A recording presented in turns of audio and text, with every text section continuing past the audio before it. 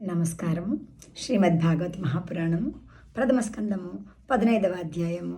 శ్రీకృష్ణుని వియోగం వలన పాండవులు కలత చెందుట, పరీక్షిత్తును రాజ్యాభిషక్తుని గావించి స్వర్గమునకు వెడలుట. 24వ శ్లోకము.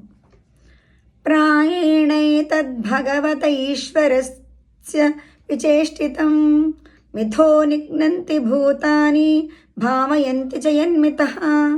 ప్రపంచంలో ప్రాణులు ఒకరినొకరు ప్రేమతో అన్యోన్యముగా జీవింతురు. ఒక్కొక్కసారి వారు పోట్లాడుకొని మృత్యుపాలు అగుచుందరు కూడా. ఇది అంతయును వాస్తవముగా సర్వశక్తిమంతుడైన భగవంతుని లీలయే తప్ప అన్యము కాదు. 25వ శ్లోకము. జలౌకసాం జలే యద్వన్మహాంతోదంత్య నీయసః దుర్బలాన్ బలినో రాజన్ మహాంతో బలినో మితః. 26వ శ్లోకం. ఏవం బలిష్టైర్యదుభిర్మహద్భిర్తరాన్ విభు యదూన్ యదుభిరన్యోన్యం భూభారాం సంజహారః. రాజా, జలచరములలో పెద్ద ప్రాణి చిన్న ప్రాణిని, బలమైనది దుర్బలమైన దానిని చంపివేయుటను మనము చుచ్చునే ఎందుము.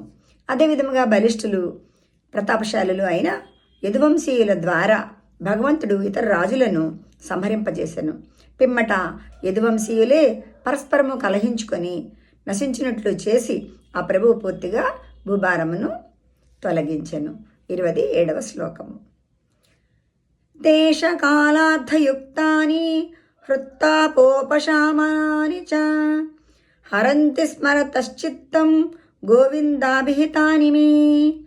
శ్రీకృష్ణ భగవానుడు ఆయా దేశకాలములను అనుసరించి నా శ్రేయస్సునకు తగినట్లుగా ఉపదేశమునిచ్చుచుండెను.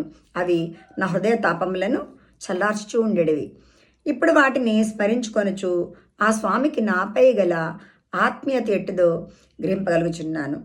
అవి అన్నీను ఇప్పుడు గుర్తువచ్చి నా మనస్సు అపహరించుకొని పోవుచున్నవి.